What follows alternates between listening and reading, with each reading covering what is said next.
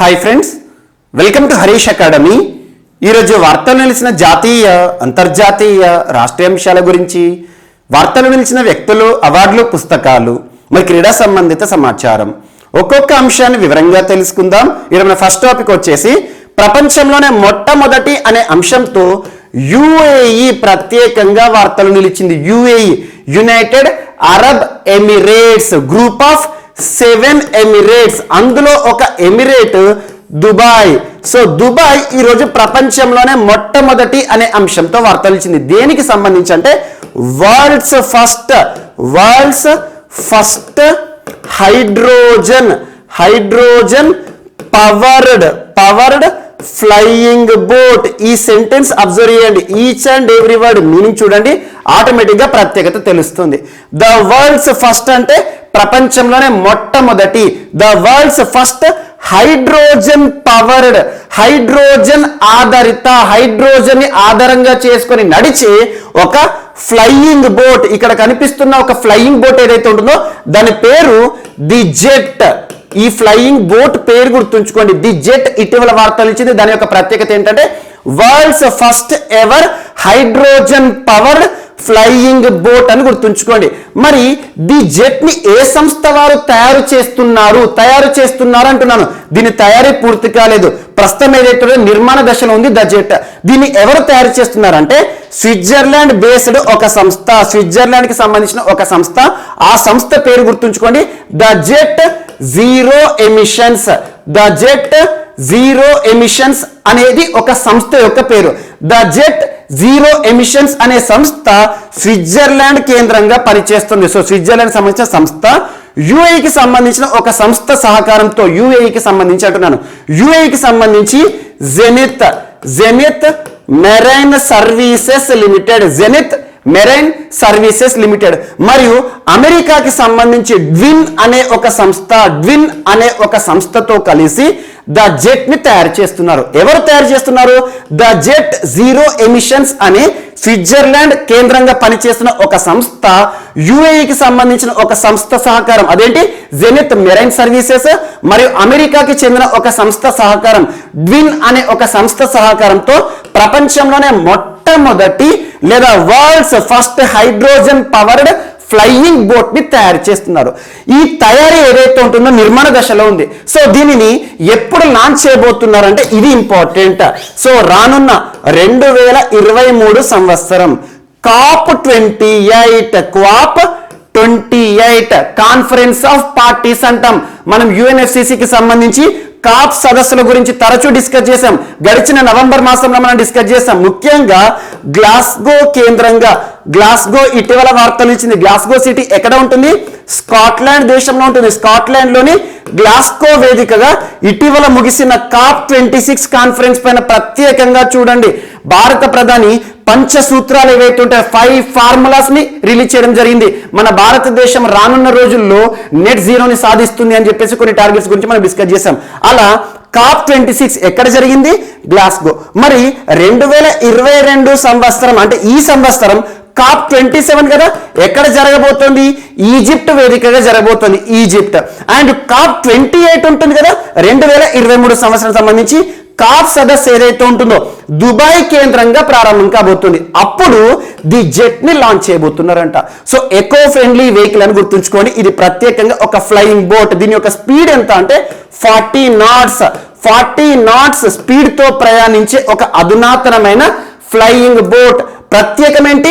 Hydrogen ఆధారిత, hydrogen use చేసేసుకొని ఇదిలో ప్రయాణం చేయడం జరుగుతుంది. ఆల్మోస్ట్ 6 persons టు లేదంటే 4 to 6 persons యొక్క కెపాసిటీ అనేది ఇందులో ఉంటుంది. జస్ట్ గుర్తుంచుకోవాల్సిన అంశం ఏంటంటే ఇటీవల ప్రపంచంలోనే మొట్టమొదటి లేదా world's first hydrogen powered flying boat వార్తలు నిలిచింది. దాని యొక్క పేరేంటి అంటారు? ద జెట్ అని గుర్తుంచుకోండి. ఎవరు తయారు చేస్తున్నారు అంటే స్విట్జర్లాండ్ కి సంబంధించిన ఒక సంస్థ, అమెరికాకి సంబంధించిన డ్విన్ అనే ఒక సంస్థ సహకారము, మరియు యుఏఈ లేదా దుబాయ్ కేంద్రంగా పనిచేస్తున్న మరొక సంస్థ జెనిత్ మెరైన్ సర్వీసెస్ లిమిటెడ్ అనే ఒక సంస్థ సహకారంతో ఎకో ఫ్రెండ్లీ వెహికల్ ని తయారు చేస్తుంది. హైడ్రోజన్ ఆధారిత ఫ్లయింగ్ బోట్ ని తయారు చేస్తుంది. ప్రపంచంలోని మొట్టమొదటిసారి దాన్ని రానున్న COP28 లో మనం అఫీషియల్ గా లాంచింగ్ సెరమనీ చూడబోతున్నాం. జస్ట్ గుర్తుంచుకోండి, ఎకో ఫ్రెండ్లీ వెహికల్ సంబంధిత అంశంతో UAE ఈ రోజు వార్తలు ఇచ్చింది, లేదా దుబాయ్ వార్తలు ఇచ్చింది. అండ్ ఇటీవల దుబాయ్ తరచూ వార్తలు ఇస్తుంది. ప్రపంచంలోనే మొట్టమొదటి అనే అంశంతో దుబాయ్ చాలాసార్లు మనం చూడడం జరిగింది. ఇటీవల కాలంలో లాస్ట్ 1-2 months లోనే వార్తలు ఇచ్చింది. ముఖ్యంగా ఇటీవల పేపర్లెస్ గవర్నెన్స్, పేపర్ రహిత పరిపాలన అనే అంశంలో దుబాయ్ని మనం డిస్కస్ చేయడం జరిగింది. అట్ ద సేమ్ టైం గడిచిన సెప్టెంబర్ మాసంలో దుబాయ్కి సంబంధించి ఒక ప్రత్యేక న్యాయస్థానం మనీ లాండరింగ్ కేసులు ఏవైతే ఉంటాయో వాటి పరిష్కారం కోసం దుబాయ్లో ఏర్పాటైన ఒక కోర్టు, ఒక న్యాయస్థానం గురించి చూసాం. అండ్ ఇటీవల UAE కూడా తరచూ వార్తలు ఇస్తుంది. ముఖ్యంగా మనం హోప్ అనే మిషన్ UAEకి సంబంధించి తరచూ డిస్కస్ చేస్తున్నాం. హోప్ మిషన్ మార్స్ కి సంబంధించి UAE వారి యొక్క ప్రయోగం. అండ్ ఇటీవల కాలంలో UAEకి సంబంధించి బరాక్ న్యూక్లియర్ ప్లాంట్ ప్రత్యేకం గల్ఫ్ దేశమైన ఒక UAE మొట్టమొదటి దేశంగా వార్తలు ఇచ్చింది గల్ఫ్ దేశాలకు సంబంధించి. ఇదొకటి important. At the same time చెత్త నుండి విద్యుత్ తయారీ సంబంధిత అంశంతో UAE ప్రత్యేకంగా వార్తలు ఇచ్చింది. అన్నిటికంటే ఇంపార్టెంట్, UAE అంటేనే గడిచిన సంవత్సరంలో బెస్ట్ హోస్ట్ గా వార్తలు నిలిచింది. బెస్ట్ హోస్ట్, ఆతిథ్యం ఇచ్చే ఒక ప్రాంతం క్రీడలకి సంబంధించి. సో మనకు T20 వరల్డ్ కప్పే కానివ్వండి, IPL గడిచిన ఎడిషన్ ఏదైతే ఉంటుందో సెకండ్ హాఫ్ మొత్తం కూడా UAE వేదికగా ప్రారంభమైంది. అదొకటి ఇంపార్టెంట్. సో ఈ రోజు మాత్రం UAEకి సంబంధించి లేదా దుబాయ్కి సంబంధించి ద జెట్ అనే ఒక ఫ్లయింగ్ బోట్, గుర్తుంచుకోండి, హైడ్రోజన్ ఆధారిత హైడ్రోజన్ యూజ్ చేసి నడిచే ఒక ఫ్లయింగ్ బోట్. అండ్ నెక్స్ట్ ఈరోజు బుర్కినా ఫాసో దేశం మరొకసారి వార్తలు ఇచ్చింది. ఆల్మోస్ట్ థర్డ్ టైం ఈ కంట్రీ గురించి మనం డిస్కస్ చేయడం జరిగింది. సో బర్కినా ఫాసో లేదా బుర్కినా ఫాసో ప్రొనౌన్సియేషన్ ఏదైతే ఉంటుందో బుర్కినా ఫాసో ఇటీవల తరచూ వార్తలు ఇస్తున్న ఒక దేశం. తరచూ వార్తలు ఇస్తుంది కాబట్టి దీని యొక్క లొకేషన్ పైన ప్రత్యేక శ్రద్ధ చూపండి. ఏదైనా ఒక ప్రాంతం రెగ్యులర్ గా వార్తల్లో కనిపిస్తుంది అంటే దాని యొక్క లొకేషన్, వరల్డ్ మ్యాప్ లో దాని యొక్క లొకేషన్, దాని మ్యాప్ ఏదైతే ఉంటుందో పాయింట్అవుట్ చేయండి. సో బుర్కినా ఫాసో ఎక్కడ ఉంటుందంటే ఆఫ్రికా ఖండంలోని వెస్టర్న్ ప్లేస్ లో ఉంటుంది. వెస్టర్న్ అంటే పశ్చిమ ప్రాంతంలో ఉండే ఒక దేశం, యాక్చువల్గా ఒక పూర్ కంట్రీ. ఇటీవల యాక్చువల్గా అక్కడ రాజ్యాంగ సంక్షోభము మరియు ప్రభుత్వాన్ని సైన్యం హస్తగతం చేసుకుంది. సింపుల్ గా ఇటీవల ఇలాంటి అంశాలు తరచూ మనం చూస్తున్నాం. మాలి కానివ్వండి, మాలి కూడా దీని పక్కనే ఉంటుంది. మాలిలో కానివ్వండి రాజ్యాంగ సంక్షోభం ఏర్పడింది. పరిపాలన మొత్తం కూడా సైన్యం హస్తగతం చేసింది. ప్రజాస్వామ్య ప్రభుత్వాన్ని కూలదోల్చి సైన్యం హస్తగతం చేసుకుంది మాలిలో. సేమ్ అక్కడ కూడా ఇప్పుడు బుర్కినా ఫాసోలో కూడా కూప్ ఎవరైతే ఉంటారో, ఆర్మీ కూప్, సైన్యం ఎవరైతే ఉంటారో, సోల్జర్స్ ఎవరైతే ఉంటారో, ఇటీవల బుర్కినా ఫాసోకి సంబంధించిన దేశాధినేత రోచ్ కబోర్ అనే ఒక పర్సన్ గురించి చెప్పాను. తనని నిర్బంధంలోకి తీసుకున్నారు, అంటే అరెస్ట్ చేసేసారు. ఇలాంటి పరిస్థితిలో ఉన్న బుర్కినా ఫాసోను ఈరోజు ఆఫ్రికన్ యూనియన్ సస్పెండ్ చేసింది. ఆఫ్రికన్ యూనియన్ నుండి సస్పెండ్ చేసింది. ఇక్కడ ఆఫ్రికన్ యూనియన్ గురించి మనం డిస్కస్ చేయాల్సి ఉంటుంది. ఆఫ్రికన్ యూనియన్ అనేది 1999 ఇయర్లో ఏర్పాటైంది. ఒక సమాఖ్య, ఆఫ్రికా ఖండంలోని దేశాల సమాఖ్య. 1999లో సిర్టే డిక్లరేషన్, గుర్తుంచుకోండి, సిర్టే డిక్లరేషన్ ఆధారంగా ఆఫ్రికా ఖండంలోని దేశాలన్నీ కూడా ఒక సమాఖ్యగా, ఒక యూనియన్ గా ఏర్పడ్డాయి. సో ప్రస్తుతం 55 దేశాలు ఉన్నాయి. 55 దేశాలు. అలాంటి దీని యొక్క హెడ్ క్వార్టర్, ఆఫ్రికన్ యూనియన్ యొక్క హెడ్ క్వార్టర్ ఎక్కడ అంటే అడిస్ అబాబా ఎక్కడ ఉంటుంది? ఇథియోపియాలో ఉంటుంది. సో ఇథియోపియా కేంద్రంగా పనిచేస్తున్న ఆఫ్రికన్ యూనియన్ ప్రస్తుతం బుర్కినా ఫాసోలో చోటు చేసుకుంటున్న పరిస్థితులు ఏవైతే ఉంటాయో ఆ పరిస్థితుల కారణంగా బుర్కినా ఫాసోను ఆఫ్రికా యూనియన్ నుండి సస్పెండ్ చేయడం జరిగింది. ఆఫ్రికా యూనియన్ లో ప్రస్తుతం 55 దేశాలు ఉన్నాయి కదా, ఆ 50 దేశాలకు సంబంధించి చివరిసారి 2017 సంవత్సరంలో మొరాకోని చేర్చడం జరిగింది. జస్ట్ ఈ పాయింట్ అవసరం లేదు. బుర్కినా ఫాసోని సస్పెండ్ చేసిన ఆఫ్రికన్ యూనియన్ అని గుర్తుంచుకోండి. అండ్ గడిచిన వారంలోని ఎకోవాస్ అనేది ఒక ప్రత్యేకమైన సమాఖ్య అని గుర్తుంచుకోండి.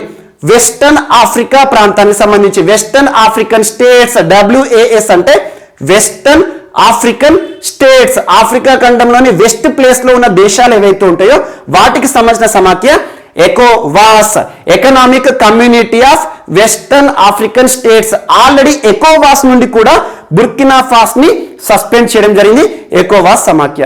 జస్ట్ ఇక్కడ మనకి నేర్చుకోవాల్సిన అంశం ఈ టాపిక్ సంబంధించి ఏంటంటే బుర్కినా ఫాసో తరచూ వార్తలు ఇస్తుంది కాబట్టి దీని యొక్క లొకేషన్ గుర్తుంచుకోండి. దీని యొక్క అడ్జసెంట్ కంట్రీస్ ఏవైతే ఉంటాయో మాలి కానివ్వండి, నైగర్ కానివ్వండి, ఇటీవల తరచూ వార్తలు నిలుస్తాయి. అక్కడ కూడా రాజ్యాంగ పరిస్థితులు ఉన్నాయి. మాలి విషయానికి వస్తే అది కానివ్వండి. అండ్ ఇటీవల మాలికి సంబంధించి కూడా ఇబ్రహీం బుబకర్ కీతా గారు మరణిస్తూ వార్తలు ఇచ్చారు. చాలా ఇంపార్టెంట్ పర్సన్. మాలికి సంబంధించి తరచూ ఎవరో ఒక వ్యక్తి వార్తలు ఇస్తున్నారు.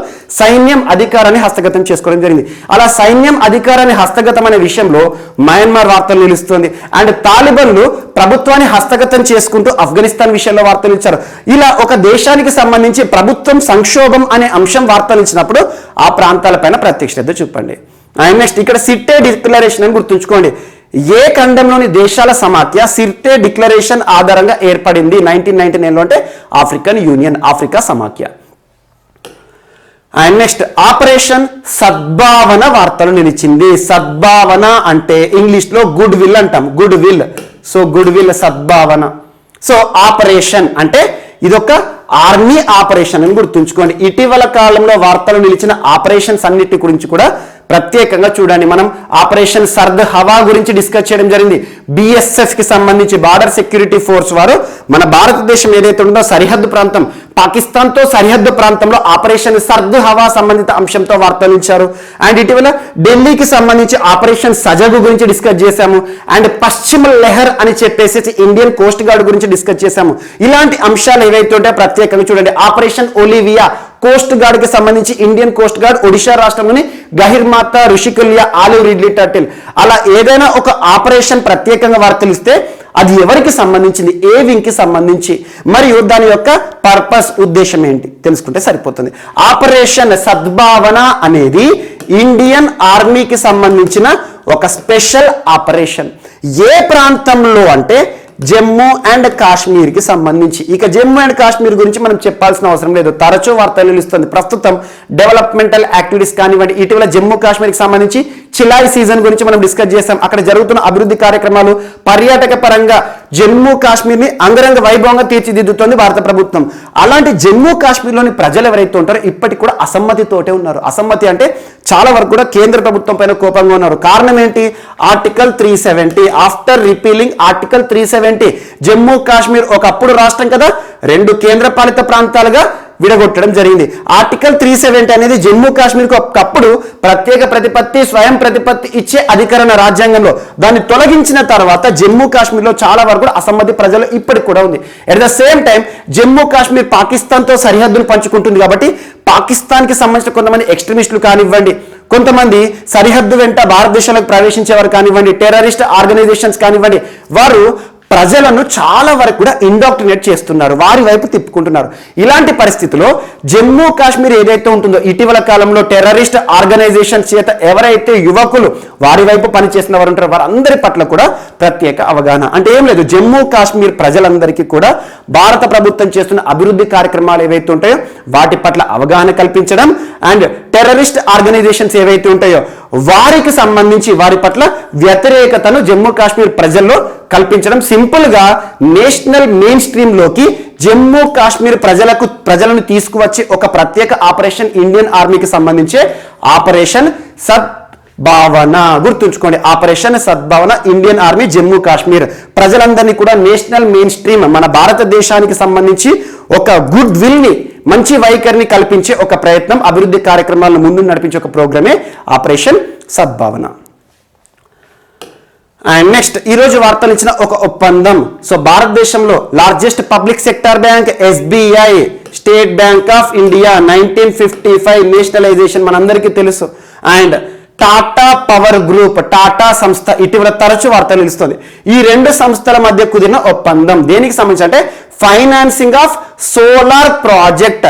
భారతదేశంలో టాటా పవర్ గ్రూప్ ఆధ్వర్యంలో ఏవైతే సోలార్ ప్రాజెక్ట్స్ ఉంటాయో వాటికి ప్రత్యేక రుణాలు, ప్రత్యేక ఆర్థిక సాయాన్ని అందించడానికి state bank of India and Tata power company limited ఏదైతే ఉంటుందో ఇద్దరి మధ్యలో కూడా ఇటీవల కుదిరిన ఒక ప్రత్యేక ఒప్పందం.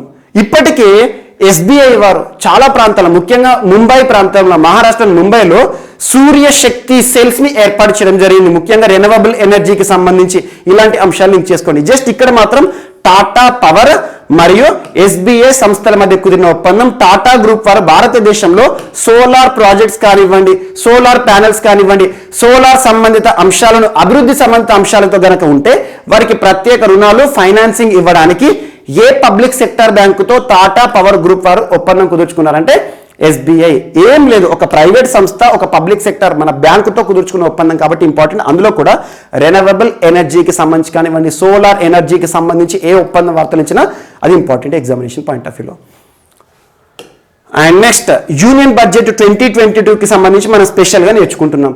అందులో భాగంగా ఎలక్ట్రిక్ వెహికల్స్ ఏవైతే ఉంటాయో, ఎలక్ట్రిక్ వెహికల్స్, సో బ్యాటరీస్కి సంబంధించి ఎలక్ట్రిక్ వెహికల్స్ లో వాడే బ్యాటరీస్ ఏవైతే ఉంటాయో ఆ బ్యాటరీస్ ని స్వాప్ చేయడానికి battery swapping policy, electric vehicle battery swapping పాలసీని కూడా ప్రకటించారు ఇటీవల నిర్మలా సీతారామన్ గారు, భారత ఆర్థిక శాఖ మంత్రి, విత్త శాఖ మంత్రి అంటాం, యూనియన్ మినిస్టర్ ఆఫ్ ఫైనాన్స్, కేంద్ర ఆర్థిక శాఖ మంత్రి.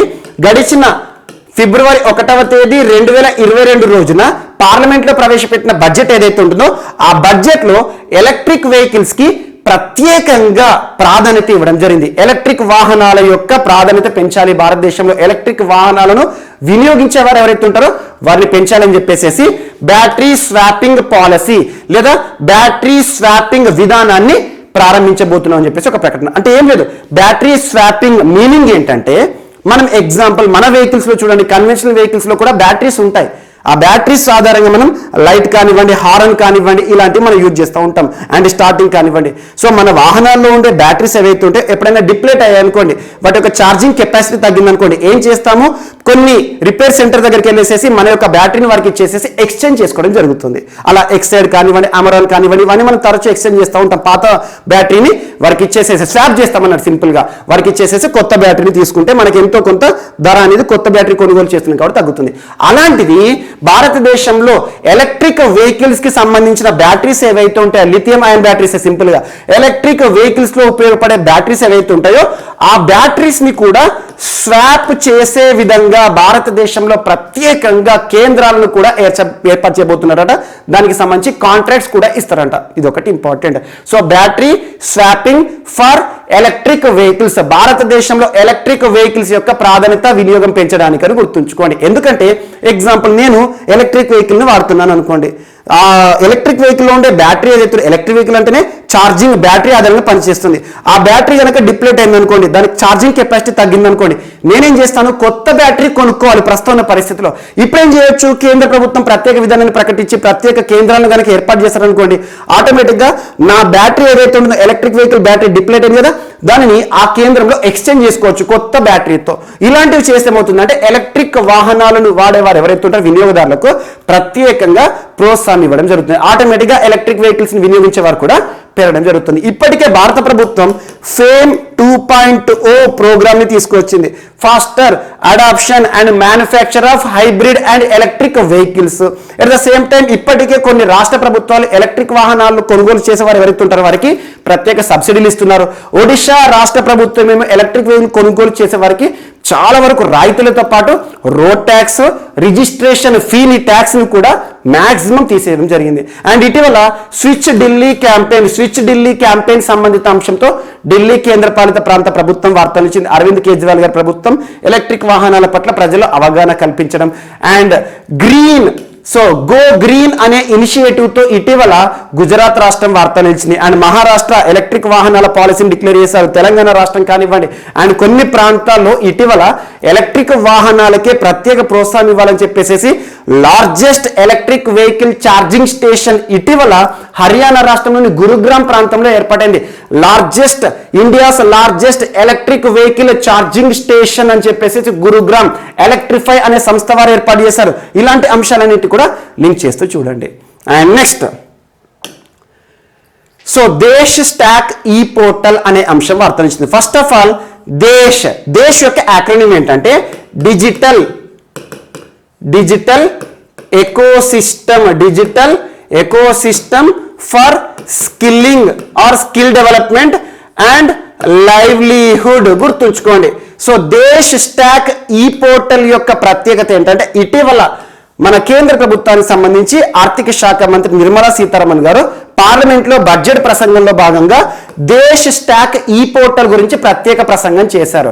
భారతదేశంలోని యువతకి నైపుణ్యాభివృద్ధిని కలుగజేయడానికి ప్రత్యేకంగా ఒక పోర్టల్ ని కూడా ప్రారంభించబోతారంట. ఈ portal at the same time world class digital యూనివర్సిటీని కూడా ప్రారంభించబోతున్నామని చెప్పేసి చెప్పారు.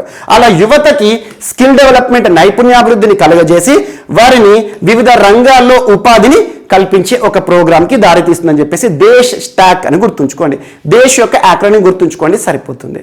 And next so fly ash management and utilization so mission. So భారతదేశంలో ఫ్లై యాష్ ఏదైతే ఉంటుందో ఫ్లై యాష్ బ్రికెట్స్ ఇలాంటివి తరచు మనం చూస్తూ ఉంటాం. యాక్చువల్గా ప్రస్తుతం ఉన్న జనరేషన్లో వేస్ట్ టు వెల్త్ అనే కాన్సెప్ట్ పైన ప్రత్యేక శ్రద్ధ చూపండి. అంటే వేస్ట్ ని రా మెటీరియల్ గా యూజ్ చేసి వెల్త్ ని జనరేట్ చేయడం. అలా ఫ్లై యాష్ ఏదైతే ఉంటుందో పెద్ద పెద్ద పరిశ్రమలు ఏవైతే ఉంటాయో భారతదేశంలో మనకి కోల్ ఇండస్ట్రీస్ కానివ్వండి, లేదంటే సిమెంట్ ఇండస్ట్రీస్ కానివ్వండి, అలాంటి వాటిలో జనరేట్ అవుతున్న ఫ్లై యాష్ ఏదైతే ఉంటుందో బూడిద, సింపుల్ గా ఆ బూడిదకి సంబంధించి మేనేజ్మెంట్ అండ్ యూటిలైజేషన్ కోసం ఒక మిషన్ ని ఏర్పాటు చేయాలని చెప్పేసి నేషనల్ గ్రీన్ ట్రిబ్యునల్ వారు కేంద్ర ప్రభుత్వానికి కొన్ని కీలకమైన సూచనలు చేశారు. ఇక్కడ ఫ్లై యాష్ ప్రస్తుతం కొన్ని సంస్థలు కేంద్ర ప్రభుత్వానికి సంబంధించిన కేంద్ర ప్రభుత్వ సంస్థలు ఉంటాయి కదా, అలాంటి సంస్థల్లో దాదాపు 1000 టన్నుల ఫ్లై యాష్ ఏదైతే ఉంటుందో కొన్ని ప్రాంతాల్లో దాన్ని యూజ్ చేస్తున్నారు, లేదంటే రీసైకిల్ చేస్తున్నారు. రీసైకిల్ అని కాదు, రీయూజ్ చేస్తున్నారు. దాన్ని ఏ రకంగా ఉపయోగిస్తారంటే బ్రికెట్లు తయారు చేయడం కానివ్వండి, లేదంటే ఇటుకలు అంటాం కదా, ఇటుకలను తయారు చేయడంలో యూజ్ చేస్తారు. కొన్ని ప్రాంతాల్లో కేంద్ర ప్రభుత్వ సంస్థల్లో కూడా కొన్ని 100 టన్నుల ఫ్లై యాష్ అనేది పేరుకుపోతుంది ఎలాంటి యూజ్ లేకుండా.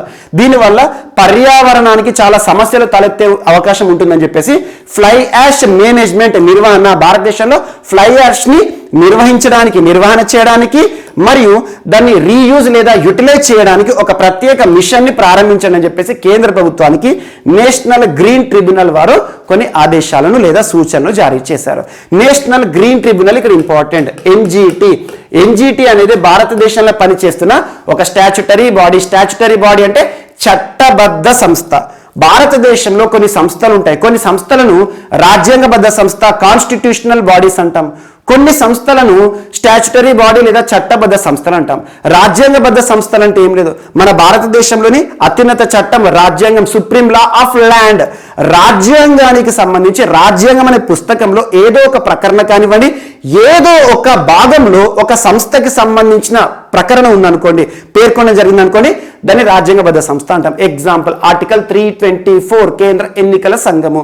అండ్ మనకు భారతదేశంలో రాజ్యాంగబద్ధ సంస్థలు చాలా ఉంటాయి. ఎగ్జాంపుల్ అటార్నీ జనరల్ కి సంబంధించి కానివ్వండి, కాగ్ కానివ్వండి, ఇలాంటివి. అండ్ ఆర్టికల్ 280 కేంద్ర ఆర్థిక సంఘం. అంటే రాజ్యాంగంలో వాటి గురించి ప్రస్తావన ఉంటుంది.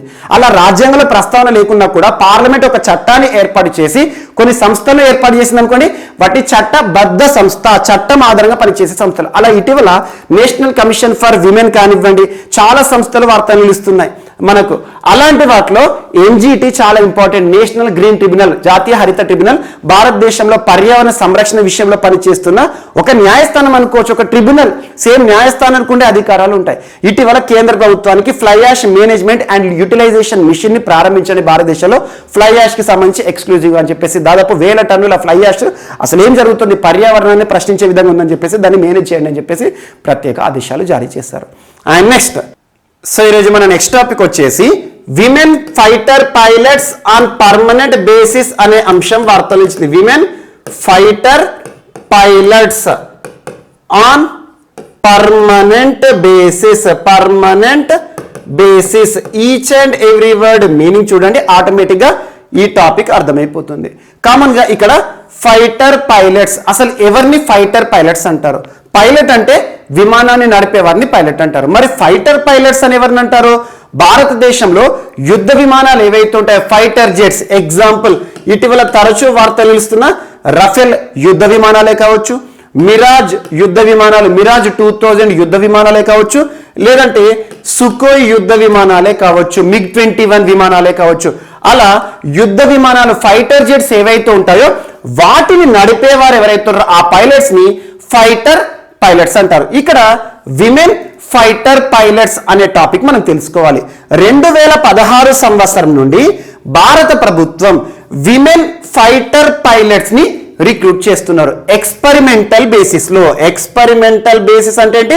ప్రయోగాత్మకంగా భారతదేశ రక్షణ రంగంలో ముఖ్యంగా యుద్ధ విమానాలను నడపడంలో మహిళలను రిక్రూట్ చేయాలి అనేది ప్రస్తుతం ఎక్స్పెరిమెంటల్ గా మాత్రమే అమల్లో ఉంది. ఇప్పటి వరకు భారతదేశంలో 2016 నుండి as on today almost 16 women fighter pilots work చేస్తున్నారు. అందులో ఇంపార్టెంట్ దేశవ్యాప్తంగా గుర్తింపు పొందిన గుంజన్ సక్సేనా గారు కానివ్వండి, అట్ ద సేమ్ టైం ఇటీవల శివాంగి సింగ్ గారు కానివ్వండి, రఫేల్ యుద్ధ విమానాన్ని నడిపిన మొట్టమొదటి మహిళా ఫైటర్ పైలట్ శివాంగి సింగ్, అలాంటి వారు ఎవరైతే ఉంటారో 16 మందిని మాత్రమే ఇప్పటి వరకు భారతదేశంలో రిక్రూట్ చేయడం జరిగింది. వారు సేవలు కూడా అద్భుతం.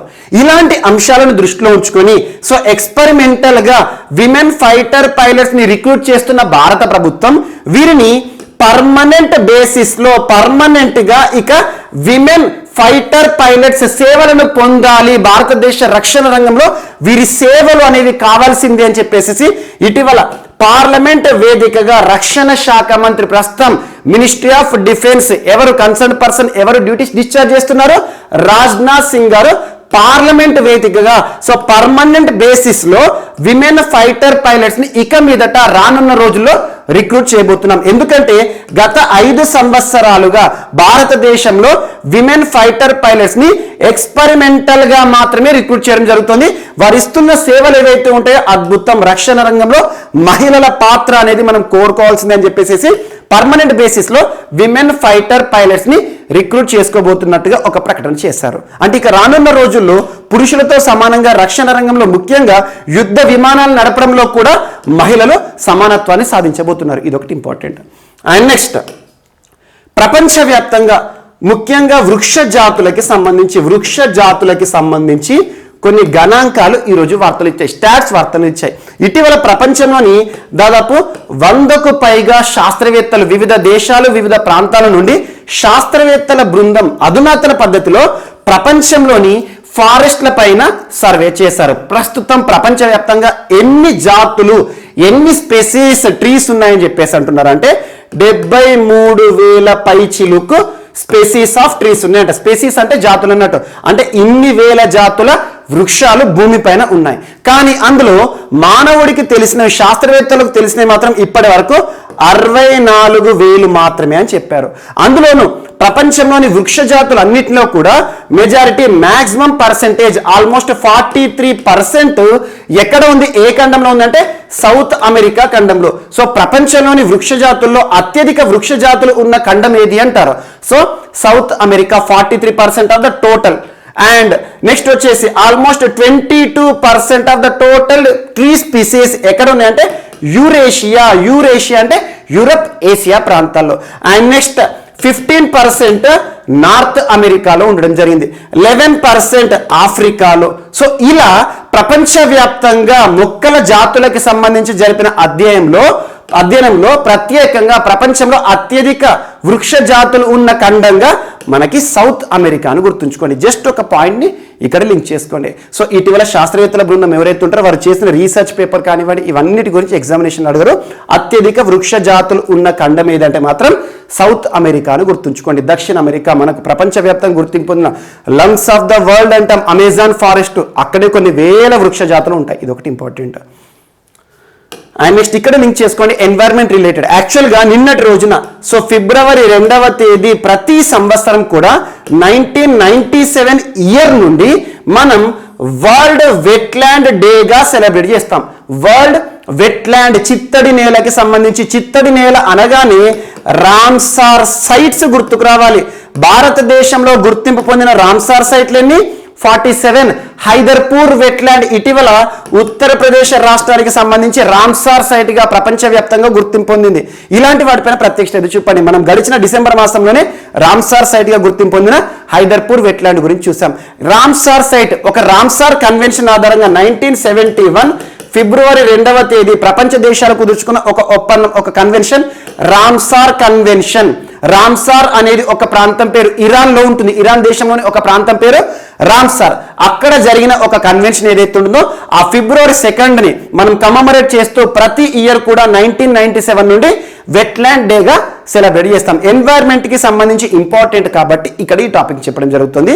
సో ఇక్కడ ఈ సంవత్సరం ఇవ్వబడిన థీమ్ ఏంటి? February 2, 2022కి సంబంధించి వరల్డ్ వెట్లాండ్ డే థీమ్ ఏంటంటే wetlands action for people and nature. Wetlands action for people and nature అనేది ఈ సంవత్సరానికి సంబంధించిన ఇతివృత్తం. ఈ థీమ్ పైన ప్రత్యేక ఫోకస్ చేయండి.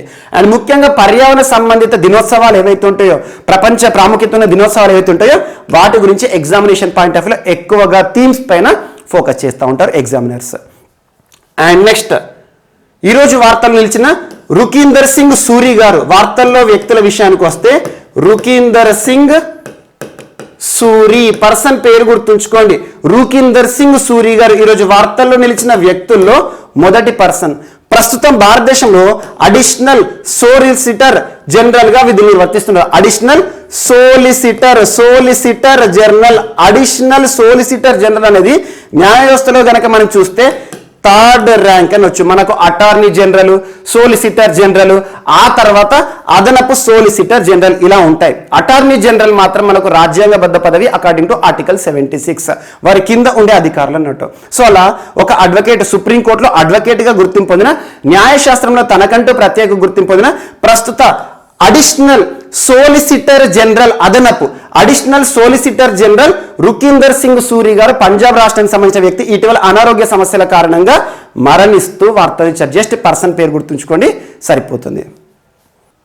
సో ఈరోజు వార్తలో నిలిచిన నెక్స్ట్ పర్సన్ జిఏ శ్రీనివాసమూర్తి గారు. జిఏ శ్రీనివాసమూర్తి గారు నూతన డైరెక్టర్ గా ఈరోజు ఒక నియామక సంబంధిత అంశంతో వార్తలు ఇచ్చారు.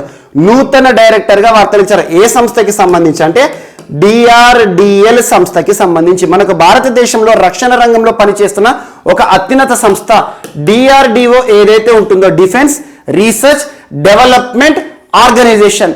DRDO అనుబంధంగా పనిచేస్తున్న ఒక laboratory defence research development laboratory పరిశోధన కేంద్రం.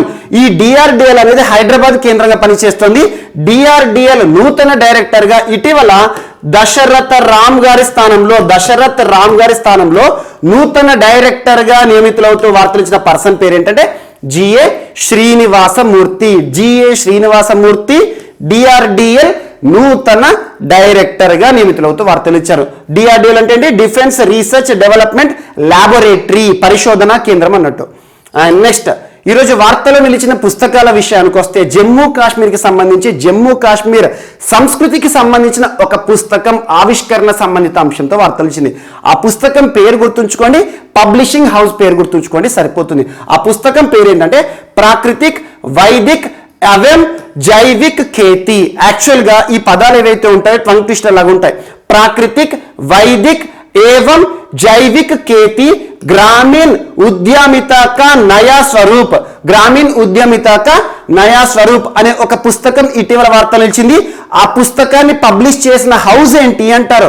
సో చూడమని సాంస్కృత్ సంస్థాన్ వారు ఈ పుస్తకాన్ని మన ముందుకు తీసుకురావడం జరిగింది. చూడమని సాంస్కృత్ సంస్థాన్ వారు ప్రచురించిన ఒక నూతన పుస్తకం ప్రాకృతిక్ వైదిక్ ఏవం జైవిక్ खेती గ్రామీణ ఉద్యమితా కా నయా స్వరూప్. ఈ పుస్తకాన్ని జమ్మూ కాశ్మీర్ లెఫ్టినెంట్ గవర్నర్, ప్రస్తుతం జమ్మూ కాశ్మీర్ కేంద్రపాలిత ప్రాంతం కదా, after repealing article 370 Jammu Kashmir was divided into 2 UTs. ఆ 2 UTలో జమ్మూ కాశ్మీర్ కేంద్రపాలిత ప్రాంతం ఏదైతే ఉంటుందో ప్రస్తుతం అడ్మినిస్ట్రేటర్, కేంద్రపాలిత ప్రాంతాల్లో అడ్మినిస్ట్రేటర్ అంటారు లెఫ్టినెంట్ గవర్నర్ ని. మనోజ్ సిన్హా గారు ఈ పుస్తకాన్ని లాంచ్ చేయడం జరిగింది. జస్ట్ గుర్తుంచుకోండి, ఈ పుస్తకం యొక్క ఇతివృత్తం ఏంటంటే జమ్మూ కాశ్మీర్కి సంబంధించి సంస్కృతికి సంబంధించి ఆచార వ్యవహారానికి సంబంధించిన ఒక ఇతివృత్తంగా రాయబడిన పబ్లిష్ చేయబడిన పుస్తకం. అండ్ నెక్స్ట్ ఈరోజు వార్తలో నిలిచిన మరొక పుస్తకం ది క్లాస్ ఆఫ్ 2006 అనే పుస్తకం. ది క్లాస్ ఆఫ్ 2006 యాక్చువల్ గా ఇది మెమరీస్ కి సంబంధించి అనుభవాలకు సంబంధించిన ఒక పుస్తకం. ఈ పుస్తకం యొక్క ఆథర్ ఎవరంటే ఐఐటిలో ఒక ప్రొఫెసర్ గా ప్రస్తుతం విధులు నిర్వర్తిస్తున్న వ్యక్తి, సేవలు అందిస్తున్న వ్యక్తి, ఐఐటి ప్రొఫెసర్ రాసిన పుస్తకం. ఆ ప్రొఫెసర్ పేరు ఏంటంటే ఆకాష్ కన్సాల్ గారు. ఆకాష్ కన్సాల్, ఆకాష్ కన్సాల్ గారు రచించిన ఒక పుస్తకం. యాక్చువల్గా తను ఒక ప్రొఫెసర్ అయ్యింది కూడా తన యొక్క గత జ్ఞాపకాలకి సంబంధించిన అనుభవాలు ఏవైతే ఉంటాయో గత అనుభవాలకు సంబంధించిన అంశాలు ఇతివృత్తంగా చేసుకొని ఈ పుస్తకాన్ని రాశారు. యాక్చువల్గా దేశవ్యాప్తంగా కూడా ఈ పుస్తకం ప్రాచుర్యం పొందుతోంది. అందువల్ల ఈ పుస్తకం గురించి డిస్కస్ చేయాల్సి వస్తుంది. ఐఐటి ప్రొఫెసర్ రాసిన ఒక పుస్తకం, ఆకాష్ కన్సాల్ గారు రాసిన ఒక పుస్తకం. సో ది క్లాస్ ఆఫ్ 2006, దీని యొక్క ట్యాగ్ లైన్ పేరు ఏంటంటే sneak peep in to the miss adventures of the great Indian engineering life అనేది ఈ పుస్తకం యొక్క ట్యాగ్ లైన్ గురించి అడిగారు. ఈ పుస్తకం సంబంధించి జస్ట్ ది క్లాస్ ఆఫ్ 2006 అనే ఒక పుస్తకం ఇటీవల వార్తలు ఇచ్చింది. ఆ పుస్తకం యొక్క ఆథర్ అంటే ఆకాష్ కన్సాల్ గారు. తను ఐఐటి ప్రొఫెసర్ అని గుర్తుంచుకోండి. అండ్ నెక్స్ట్ ఈరోజు వార్తలు నిలిచిన చివరి టాపిక్, వార్తలు ఇచ్చిన ఒక పుస్తకం last among equals. Last among equals అనేది బీహార్ రాష్ట్రానికి సంబంధించిన ఒక పుస్తకం. సో బీహార్ రాష్ట్రానికి సంబంధించి అక్కడ జరుగుతున్న సామాజిక అంశాలు కానివ్వండి, సామాజిక అంశాల ఇతివృత్తంగా అక్కడ జరుగుతున్న కొన్ని రెబల్స్ ఆధారంగా రాయబడిన పుస్తకం. సో లాస్ట్ అమాంగ్ ఈక్వల్స్ అనే పుస్తకం, దీని యొక్క ట్యాగ్ లైన్ ఏంటంటే power, caste and politics in Bihar's villages. Bihar గ్రామీణ ప్రాంతాల్లో పవర్, క్యాస్ట్, పాలిటిక్స్ అనే అంశాలను ఇతివృత్తంగా చేసుకొని రాయబడిన పుస్తకం లాస్ట్ అమాంగ్ ఈక్వల్స్. ఈ పుస్తకం యొక్క ఆథర్ ఎవరు అంటే ఇక్కడ ప్రముఖ ఆథర్ హిందూ పేపర్లో కానివ్వండి, Indian express, times of India, దేశవ్యాప్తంగా గుర్తింపు పొందిన ఈ పత్రికలు ఏవైతే ఉంటాయో, దినపత్రికలు ఏవైతే ఉంటాయో అందులో చాలా వరకు ఆర్టికల్స్ రాసే ఒక పర్సన్ ఎంఆర్ శరణ్ గారు. ఎంఆర్ శరణ్ గారు రాసిన ఒక పుస్తకం, తను మేరీల్యాండ్లో ఉంటున్నారు ప్రస్తుతం. ఎంఆర్ శరణ్ గారు రాసిన ఒక పుస్తకం లాస్ట్ అమాంగ్ ఈక్వల్స్. ఇక్కడ దీనికి సంబంధించి మనం గుర్తుంచుకోవాల్సింది పుస్తకం పేరు, ఆథర్ పేరు. That's enough. సోషల్ ఇష్యూస్కి సంబంధించిన ఒక పుస్తకం. సో ఇవి మనకి ఈరోజు వార్తలు ఇచ్చిన అంశాలు. ఒకసారి ఈరోజు మనం డిస్కస్ చేసిన అంశాలను ఫాస్ట్గా చూద్దాం. సో ద జెట్ అనే ఒక ఫ్లయింగ్ బోట్ వార్తలు ఇచ్చింది. దీన్ని తయారు చేసిన సంస్థ కానివ్వండి, సహకారం కానివ్వండి, దీని యొక్క ప్రత్యేకత ముఖ్యంగా హైడ్రోజన్ బేస్డ్ ఫ్లయింగ్ బోట్ అనే అంశాన్ని గుర్తుంచుకోండి. అండ్ నెక్స్ట్ బుర్కినా ఫాసోని ఆఫ్రికన్ యూనియన్ సస్పెండ్ చేస్తూ తీసుకున్న నిర్ణయం. ఆఫ్రికన్ యూనియన్ అంటే ఏంటి, అందులో ప్రస్తుత దేశాల సంఖ్య ఏంటి, ఏ సంవత్సరంలో ఆ యూనియన్ సమాఖ్య ఏర్పడింది. And next operation Sadbhavana. Operation Sadbhavana అనేది ఎవరికి సంబంధించి అంటే ఇండియన్ ఆర్మీకి సంబంధించి, జమ్మూ కాశ్మీర్కి సంబంధించిన అంశం. అండ్ నెక్స్ట్ ఎస్బీఐ మరియు టాటా పవర్ మధ్య కుదిరిన ఒప్పందం, సోలార్ ఒప్పందం, సోలార్ ప్రాజెక్ట్ సంబంధించి ఫైనాన్సింగ్ ఒప్పందం. అండ్ నెక్స్ట్ యూనియన్ బడ్జెట్, ఇటీవల నిర్మలా సీతారామన్ గారు ప్రవేశపెట్టిన బడ్జెట్లో పొందుపరిచిన ఒక అంశము ఎలక్ట్రిక్ వెహికల్స్ కి సంబంధించి battery swapping for electric vehicles అనే అంశం. అండ్ నెక్స్ట్ దేశ్ స్టాక్ ఈ పోర్టల్, దేశ్ యొక్క యాక్రోని గుర్తుంచుకోండి, ఎవరికి సంబంధించి యువతకి సంబంధించి అంశాలు. అండ్ నెక్స్ట్ ఫ్లై యాష్ కి సంబంధించి మేనేజ్మెంట్ అండ్ యూటిలైజేషన్ మిషన్ ని తీసుకురండి అని చెప్పేసి కేంద్ర ప్రభుత్వానికి నేషనల్ గ్రీన్ ట్రిబ్యునల్ వారు ఇచ్చిన కీలక సూచనలు. అండ్ నెక్స్ట్ వచ్చేసి so women fighter pilots on permanent basis అనే అంశం.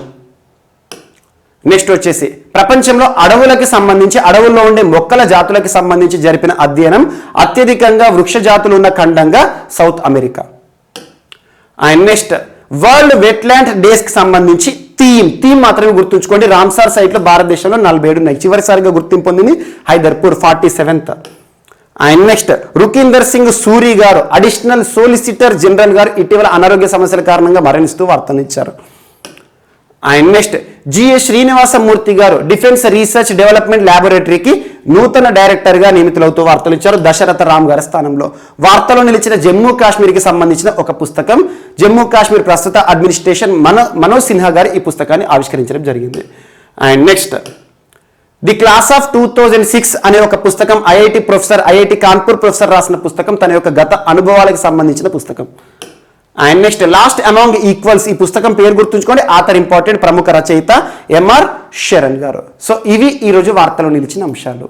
మిస్లేనియస్ అంశాలు ఏమైనా మిగిలిపోతే మాత్రం రేపటి క్లాస్లో యాడ్ చేసుకుని నేర్చుకుందాం. రేపు కలుద్దాం. Thank you.